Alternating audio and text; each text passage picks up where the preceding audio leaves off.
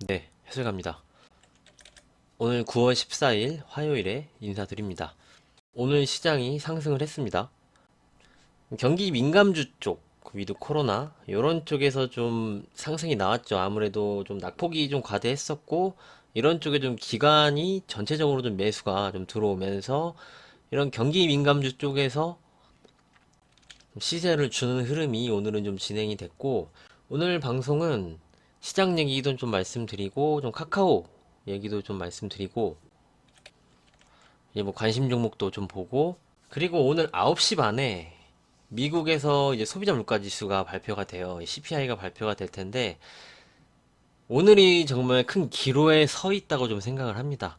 이게 물가가 높게 나왔다 하면은, 지금 막 스태그플레이션에 대한 내용이 막 돌고 경기 둔화에 대한 내용이 미국에서 좀 스물스물 나오고 있는데, 여기서 물가가 높게 나왔다. 지난달보다도 이게 더 높게 좀 나와버리고, 그러면은 같이 한번 보면서 얘기할까요? 자, 이겁니다. 이제 소비자 물가 지수 지난달에 이제 8월 11일에 발표가 됐었는데 5.4가 나왔어요. 그런데 이번에 경기 둔화 우려가 있는데 더 높게 나와 버리거나 하면은 아, 진짜 스태그플레이션이 오는 게 아닌가 뭐 이런 우려감이 좀 생길 수도 있고, 여기에 따라서 미국장도 좀 변동이 있을 것 같아요. 그래서 제가 어제도 말씀드렸지만 오늘 시장이 좀 반등을 했어요. 우리 시장 자체적으로 좀 올라가고 싶어는 하는데 뭐 선물 지수 보면서 이게 말씀드렸잖아요. 근데 해외 시장이 지금 좀 불안불안하다, 이렇게 좀 의견을 드렸는데, 그래서 미국장이 좀 흔들리지 않아야 합니다. 그래야지 우리가 좀 추가적으로 더 반등이 나오고 좀 그런 모습이 좀 보일 수가 있는데, 그래서 오늘 이 발표치에 따라서 이 소비자 물가지수 미국의 9시 반입니다. 미국장에 좀 방향이 좀 나오지 않을까 좀 이렇게 생각을 합니다. 그래서 저는 오늘 굉장히 좀 주목을 해서 지금 지켜보고 있는 상황이에요.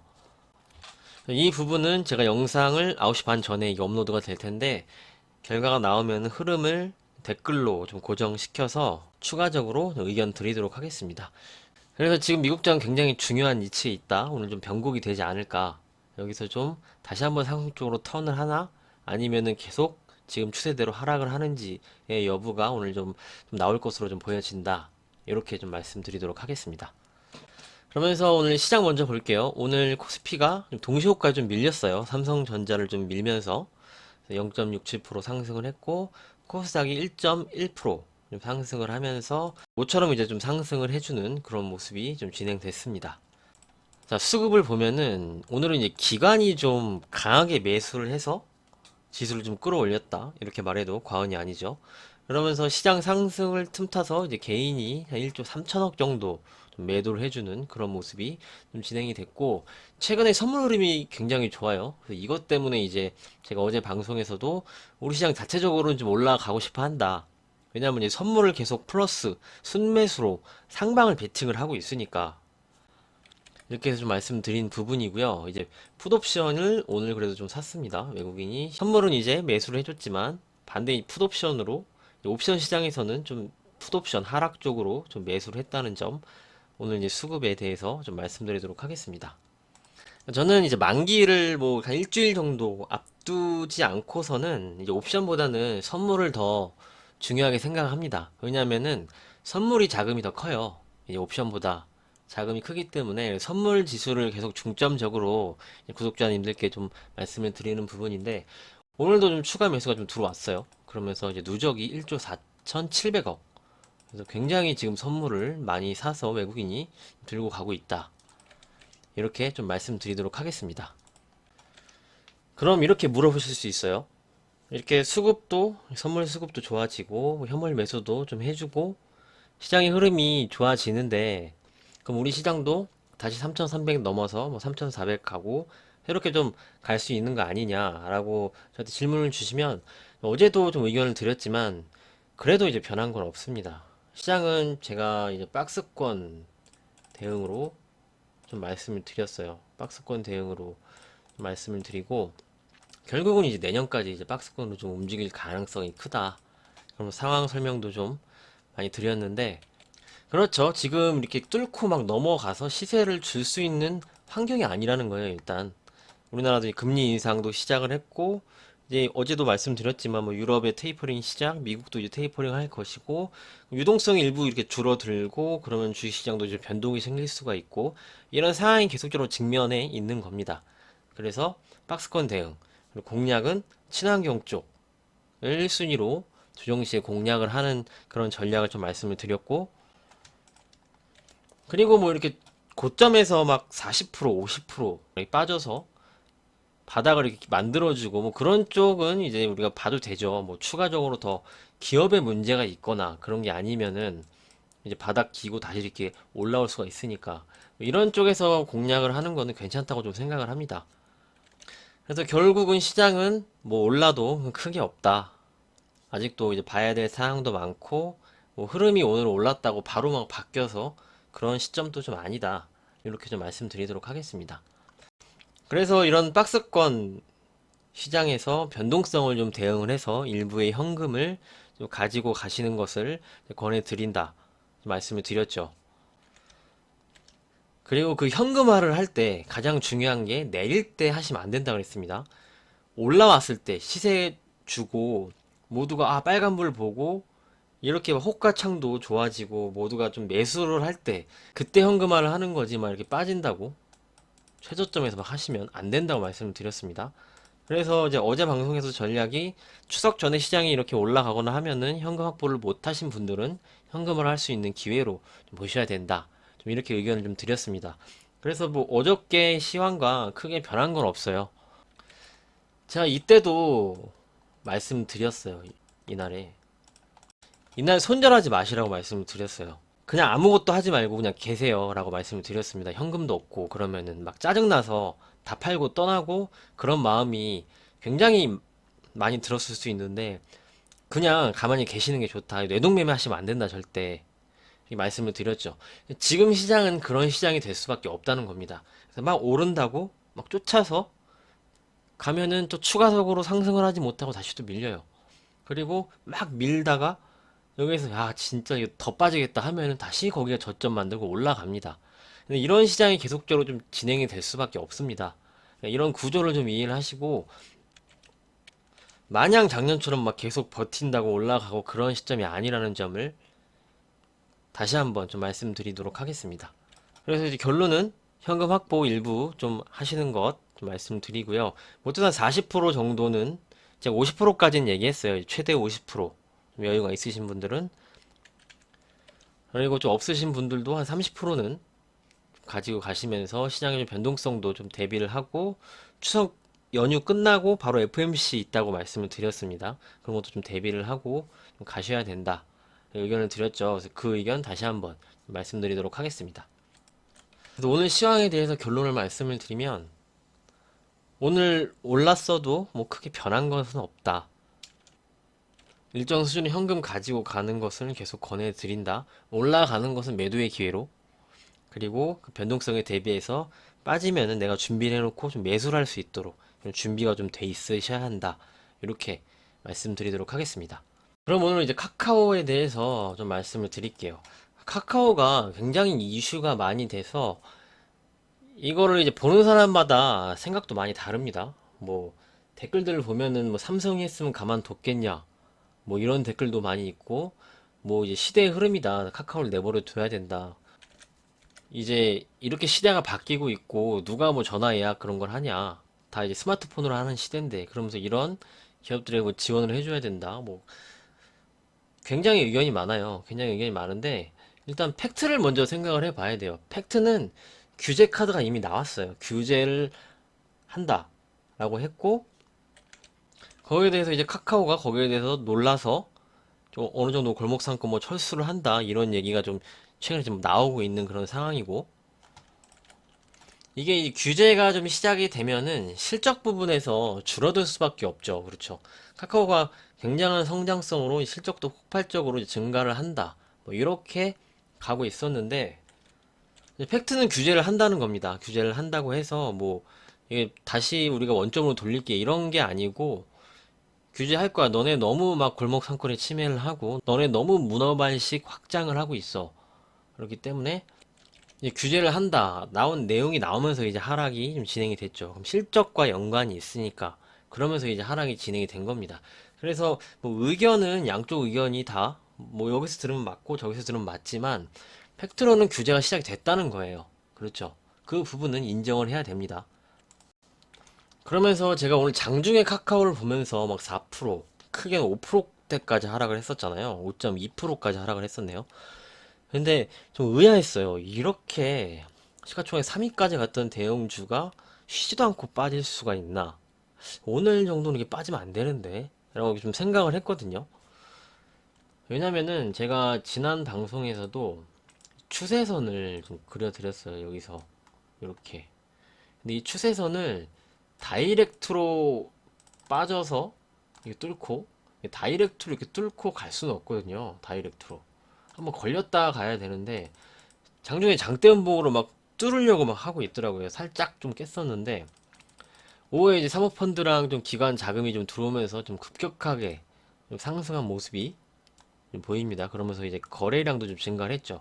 그러면서 이제 추세선까지는 온 게 맞아요. 추세선까지 오늘 터치가 되면서 1차적으로 조정이 좀 브레이크가 걸린 것으로 좀 보여집니다. 그러니까 1차적인 하락이 좀 마무리가 된 거죠. 그래서 반발 매수세가 들어오면서 밑꼬리도 좀 달리고 거래량도 좀 증가가 나오고 기관에서 수급이 좀 들어왔다라는 것은 좀 1차적으로 브레이크가 좀 걸리고 좀 저점이 이 구간에서 1차적인 저점이 좀 형성됐다라고 좀 보여집니다. 이 안에서 뭐 이렇게 내일 뭐 이렇게 막 움직일 수는 있어도 여기를 깨고 막 이렇게 이만큼의 각도로 또 내려가기는 힘들다. 웬만해서는 힘들다라는 의견을 드리고요. 그래서 1차적으로 브레이크가 나왔기 때문에 이렇게 이제 다시 올라가느냐? 그럼 이것도 좀 힘들죠.